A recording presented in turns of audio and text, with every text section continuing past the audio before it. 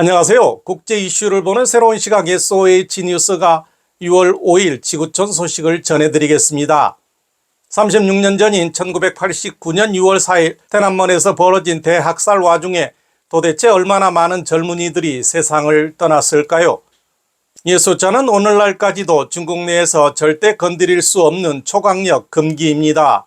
당국이 제시한 숫자는 극히 적고 외부에서는 온갖 설이 난무합니다. 역사학자 우러나는 이 어둠의 진상을 밝히기 위해 시간이 많이 소요되는 정교한 방법을 사용했습니다. 그는 42여 개의 핵심 키워드를 선정해 마치 바닷속에서 바늘을 찾는 것처럼 베이징의 200여 개 병원과 당시 계엄군이 지나간 100여 곳을 철저히 조사했습니다. 반복적으로 단서를 모아가며 그는 당시 사망자 수를 약 2,000명 정도로 추산했습니다. 물론 이는 우러나 교수의 독자적인 조사 결과에 불과합니다. 그가 말했듯이 당시 군사작전은 극비사항이었기에 일반인은 접근조차 할 수 없었습니다. 게다가 1989년부터 지금까지 육사 사건의 진실은 중국 공산당이 전력을 다해 봉쇄해온 금기구역이므로 진실을 규명하기까지는 갈 길이 멉니다. 당시天安門에서 칭화대학교 작전 총지휘를 맡았던 리영칭이 최근 칸중고와의 인터뷰에서 핵심 현장 상황을 증언했습니다. 1989년 6월 3일 당시 리영칭은 며칠 동안 천안문 광장에서 총규찰 대장 임무를 맡아 동분서주하느라 지쳐 쓰러질 지경이었고 칭화대 부속병원에서 수액을 맞고 있었는데 오후에 갑자기 동급생들이 주사바늘을 뽑고 광장으로 데리고 나갔습니다. 전선에서 급한 소식이 전해졌기 때문입니다. 베이징의 교통요지 무시디에서 이미 최루가스가 살포되기 시작했고 오늘 밤 큰 움직임이 있을 것이라는 소식이었습니다. 이때가 바로 계엄군이 베이징으로 진입하기 시작한 순간이었습니다.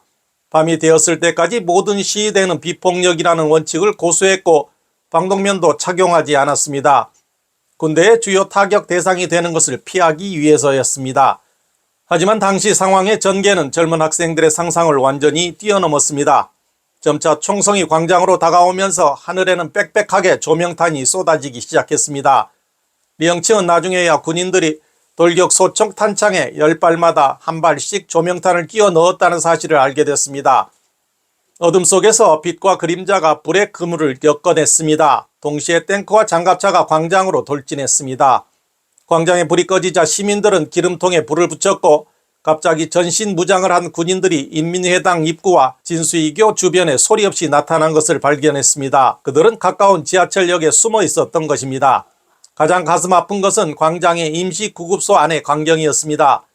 끊임없이 사람들이 들것에 실려 들어왔습니다. 리영칭은 한 학생의 가슴에 구멍이 뚫린 것을 직접 목격했습니다. 그 학생은 땅에 무릎을 꿇고 의사에게 자신을 큰 병원으로 보내달라고 애원했습니다. 하지만 의사는 어쩔 수 없다며 차 안은 이미 사람으로 가득 차서 트렁크까지 부상자들로 꽉 찼습니다. 더는 실을 수 없어요.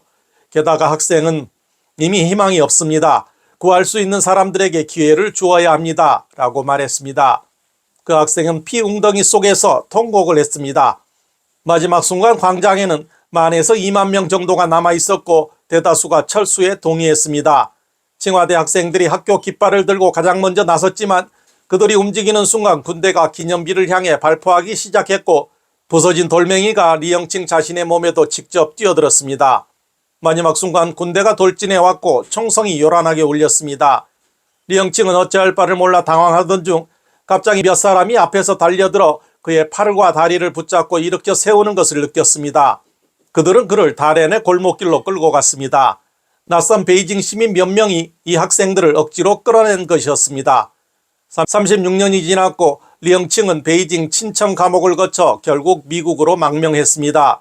광장을 빠져나오지 못한 그 수천 명의 젊은이와 시민들은 오늘날까지도 이름조차 언급될 수 없습니다. 당시 베이징 거리에서 섬광탄과 탱크를 마주하며 목숨을 걸고 학생들을 끌어내고 앞을 막아섰던 평범한 베이징 시민들, 그들은 무엇을 바랬을까요? 중국인들이 30년이 넘는 세월 동안 중국 공산당의 고압적 세뇌를 겪어온 현재 만약 중국에서 다시 거대한 사회적 혼란이 일어난다면 여전히 거리에 이렇게 목숨을 아끼지 않는 시민들이 나타날까요? SOH 뉴스 이원선입니다. 구독과 좋아요는 저희 채널에 큰 힘이 됩니다. 시청해 주셔서 감사합니다.